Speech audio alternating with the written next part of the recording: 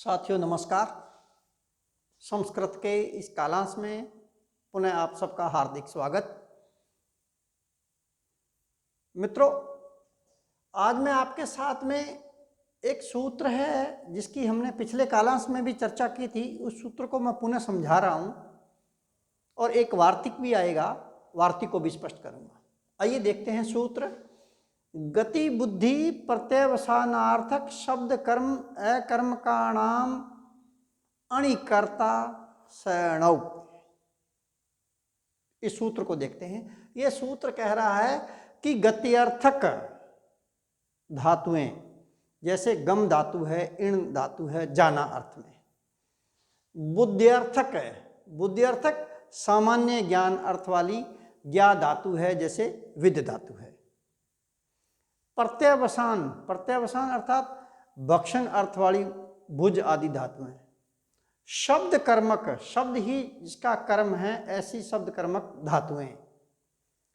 अकर्मका नाम और अकर्मक धातुओं के अणिकर्ता, अण्यंत अवस्था का जो कर्ता होता है, साधारण अवस्था का जो कर्ता होता है, वह अणौ अण्यंत अवस्था में वो जो कर्ता होता है, जो प्रयोज्य करता है, उसकी कर्म संज्ञा हो जाती है। देखिएगा, एक है प्रेरक अर्थात प्रयोजक कर्ता और एक है प्रयोज्य कर्ता। प्रयोजक कर्ता वह है जो स्वयं किसी को प्रेरणा देता है, और प्रयोज्य कर्ता क्या है? जिसे प्रेरणा दी जाती है। बात को आगे बढ़ाता हूं तो देखिएगा, ये गति बुद्धि प्रत्यवसानार्थ हमने सूत्र पढ़ा। अब इसमें एक है बुद्धि, बुद्धि का अर्थक बुद्ध्यर्थक धातुएं, सामान्य ज्ञानार्थक धातुएं, जैसे विद धातु है, जैसे ज्ञा धातु है। तो इन धातुओं का जो अण्यंत अवस्था का जो कर्ता होता है, वह अण्यंत अवस्था में जो प्रयोज्यकर्ता बन गया, उसकी कर्म संज्ञा होती है। अण्यंत अवस्था को हमने अण्यंत अवस्था बनाना है। अण्यंत अवस्था अणिच प्रत्यय लगने पर, धातु से अणिच प्रत्यय लगने पर अण्यंत अवस्था आ जाती है। प्रेरणा देने अर्थ में, एक तो है किसी काम को करना और एक करवाना अर्थ में अण्यंत प्रत्यय, अणिच प्रत्यय लगकर अण्यंत अवस्था आती है। देखिएगा, यहां एक वार्तिक आया है दृश्यश्च, वार्तिक है दृश्यश्च। ये वार्तिककार क्या कहना चाहता है कि दृश्य धातु की भी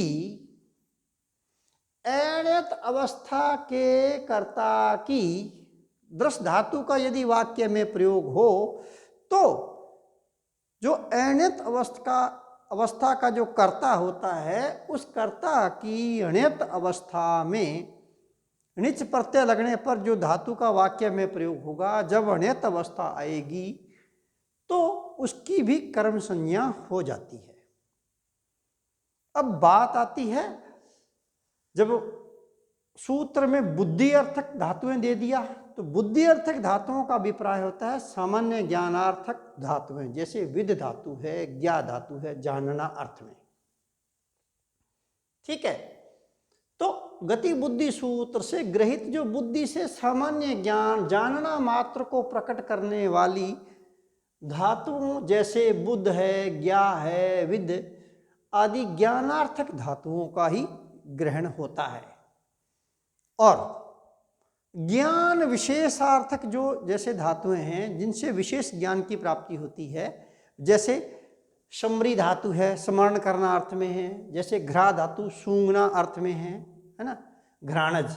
दृश्य धातु देखना अर्थ में है, चक्षु से देखना, चक्षुज आदि। इन धातुओं का ग्रहण उक्त सूत्र में नहीं हो रहा है। क्यों? क्योंकि बुद्धि जो दिया हुआ है, ये बुद्धि तो सामान्य ज्ञानार्थक धातुओं, बुद्ध, ज्ञा और विद आदि धातुओं के लिए ही है। तो ज्ञान विशेषार्थक जैसे समरी धातु है, घ्रा धातु है, दृश्य धातु, दृश्य देखना है ना, आदि धातुओं का ग्रहण उक्त सूत्र में कहीं नहीं हो रहा है। इसलिए दृश्य धातु का अर्थ ज्ञापित करने के लिए दृश्य धातु का, देखिए 3 धातुएं कौन कौन सी, समरी धातु है, घ्रा धातु है और दृश्य धातु है। इन 3 धातुओं में से दृश्य धातु, दृश्य में देखना, अर्थ को ज्ञापित करने के लिए वार्तिककार ने दृश्यश्च वार्तिक दे दिया। और ये वार्तिक कहता है कि यद्यपि देखना, सुनने, सूंघने, स्पर्श करने से भी ज्ञान होता ही है, तथापि ये ज्ञान विशेष तो माने जाते हैं। जानना अर्थ सामान्य, ज्ञान सामान्य कहलाता है। बात ठीक बात है, वो सामान्य ज्ञान है, उसके लिए बुद्धि अर्थक धातुओं के योग में गति बुद्धि प्रत्यवसानार्थ सूत्र काम करेगा। और जो ज्ञान विशेषार्थक धातुएं हैं उसमें जैसे समरी धातु है, स्मरण करना अर्थ में, याद करना अर्थ में, घ्रा धातु है सूंघना अर्थ में, दृश्य धातु है देखना अर्थ में, ये जो धातु, इन धातुओं का चूंकि ग्रहण नहीं हो रहा है, चूंकि ये ज्ञान विशेषार्थक धातुएं हैं, इनमें भी 3 धातुओं में से मात्र और मात्र दृश्य धातु के लिए वार्तिककार ने दृश्यश्च वार्तिक दे दिया। और दृश्यश्च वार्तिक कहता है कि दृश्य धातु की भी यदि ज्ञान विशेषार्थक दृश्य धातु का भी निजंत प्रयोग हो, नियत अवस्था यदि बने, यदि दृश्य धातु के साथ में णिच प्रत्यय लगे, प्रेरणार्थक अर्थ निकले, तो दृश्य धातु की भी जो ज्ञान विशेषार्थक धातु है, तो भी इस दृश्य धातु की भी अण्यत अवस्था के कर्ता की णित अवस्था में कर्म संज्ञा होती है। किसकी? दृश्य धातु का वाक्य में प्रयोग हो, दृश्य धातु के साथ में णिच प्रत्यय लगा हो तो वह प्रेरणार्थक वाक्य बन गया। ऐसी स्थिति में अण्यत अवस्था का जो कर्ता है उसकी अण्यत अवस्था में कर्म संज्ञा होगी, परंतु गति बुद्धि सूत्र से न होकर के दृश्यश्च वार्तिक से होगी। उदाहरण दे रहा हूं, जैसे भक्ता हरिम पश्यन्ति, क्या है यहां देखिए, भक्ता हरिम पश्यन्ति, भक्त हरि को देखते हैं, भक्त हरि को देखते हैं। पश्य धातु है ना, दृश्य धातु, दृश्य धातु पश्यति, तो भक्त हरि को देखते हैं। कर्ता कौन है? भक्त हैं। बहुवचन का कर्ता, बहुवचन की क्रिया, ये सामान्य अवस्था है, अण्यत अवस्था। अब इसको मित्रों मैं अण्यत अवस्था में ले रहा हूं कि अण्यत अवस्था पूज का है, भक्तान हरिम दर्शयति। ये देखिएगा वाक्य में दृश्य धातु के साथ णिच प्रत्यय लग के अण्यत अवस्था बन गई, प्रेरणार्थक बन गई दर्शयति। अण्यत अवस्था क्या बनी उसकी? दर्शयति। ये देखिएगा यहां सिंपल तो क्या बना दृश्य का? पश्यति, पश्यत, पश्यन्ति, और यहां णिच प्रत्यय लग करके दृश्यति, णिच का यह बचा और दृश्यति बन गया। एक वचन का कर्ता और एक वचन की क्रिया। अब देखिएगा, और हिंदी अर्थ क्या बना कि पूजक जो है वो भक्तों को हरि के दर्शन करवाता है। यहां तो अण्यत अवस्था में तो है भक्त जो है हरि के दर्शन करते हैं, और प्रेरणार्थक वाक्य क्या बना कि जो पूजक है वह भक्तों को हरि के दर्शन करवाता है। यहाँ वो भक्त स्वयं दर्शन कर रहे हैं और यहाँ पूजक है वो दर्शन करवा रहा है। दर्शयति का पद का प्रयोग हुआ है णिच प्रत्यय लगने पर। ये अब बन गई अण्यत अवस्था। तो देखिएगा, अतः उक्त वार्तिक से अण्यत अवस्था का जो प्रयोज्य करता है, प्रयोज्य करता कौन है? भक्त। कौन है मित्रों? भक्त। और प्रयोजक कर्ता कौन है? पूजक। मुख्य कर्ता कौन है? पूजक। ये प्रयोजक है और प्रयोज्य कर्ता कौन हो गया? भक्त। तो इस प्रयोज्य कर्ता भक्त की उक्त सूत्र से, गति बुद्धि सूत्र से नहीं बल्कि दृश्यश्च इस वार्तिक से कर्म संज्ञा हो जाएगी, और कर्म संज्ञा होकर के द्वितीय वक्ति लगी। ये देखिएगा, भक्तान पद में द्वितीय वक्ति का बहुवचन लगा हुआ है, क्योंकि पूजक भक्तों को हरि के दर्शन करवाता है। भक्त बहुत सारे हैं, द्वितीय का बहुवचन। भक्त शब्द का द्वितीय वक्ति का बहुवचन बनता है भक्तान। भक्तान पद में द्वितीय वक्ति लगी हुई है, ये देखिएगा यहाँ।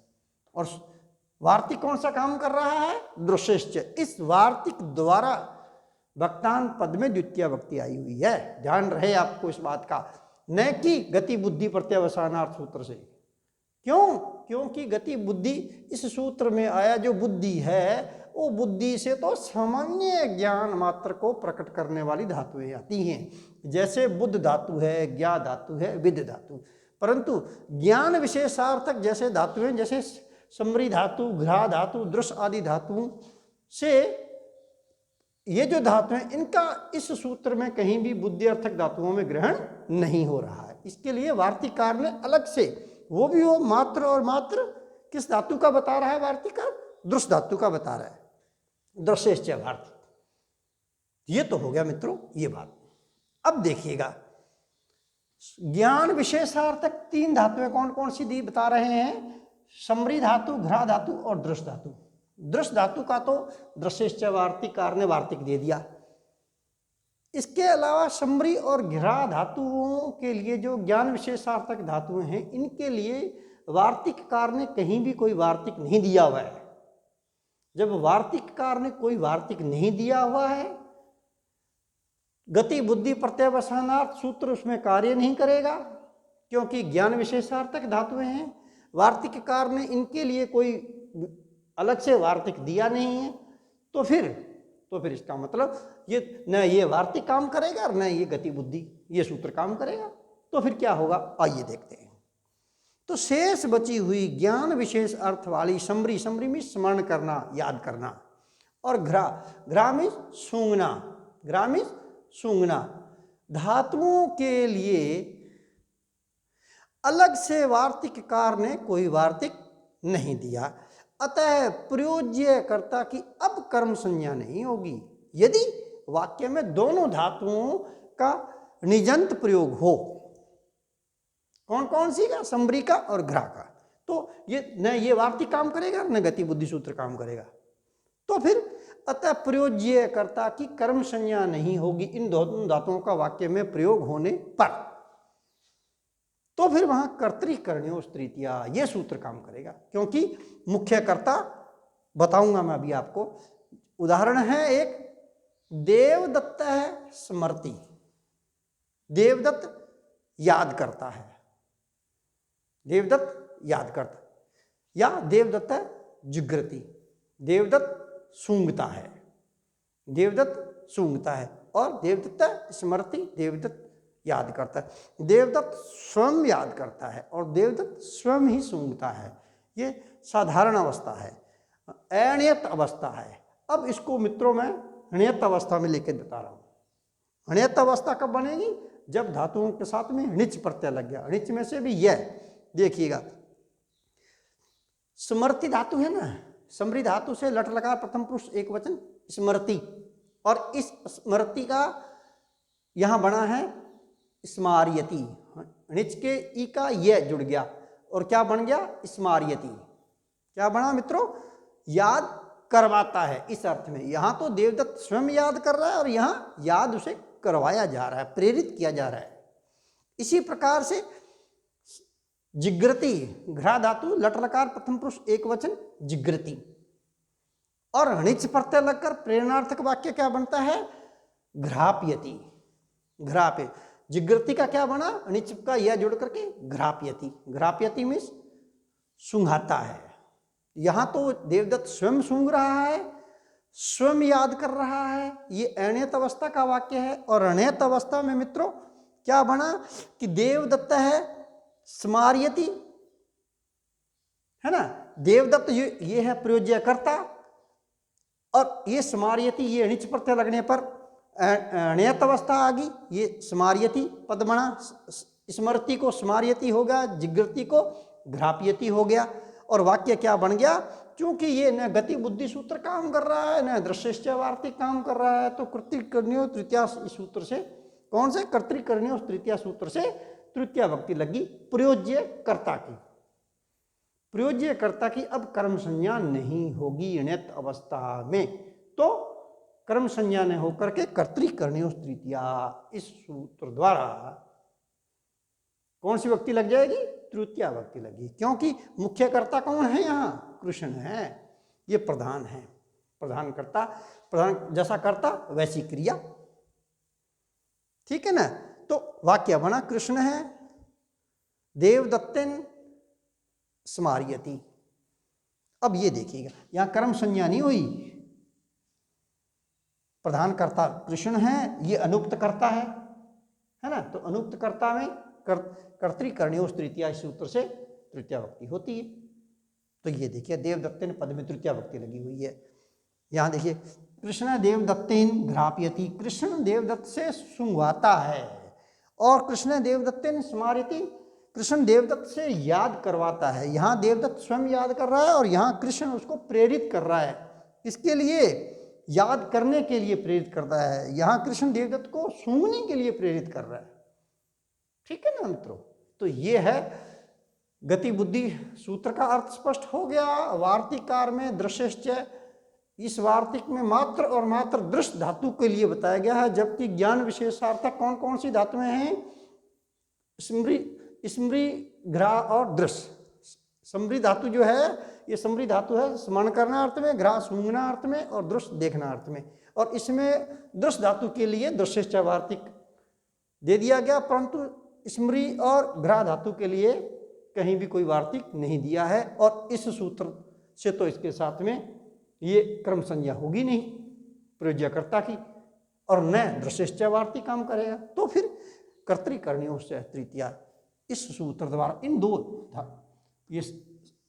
दो धातुओं के साथ प्रयोज्यकर्ता की कर्म संज्ञा न होकर के अनुक्त कर्ता होने के कारण इसकी तृतीया भक्ति हो जाएगी कर्तृकर्णयोः तृतीया सूत्र।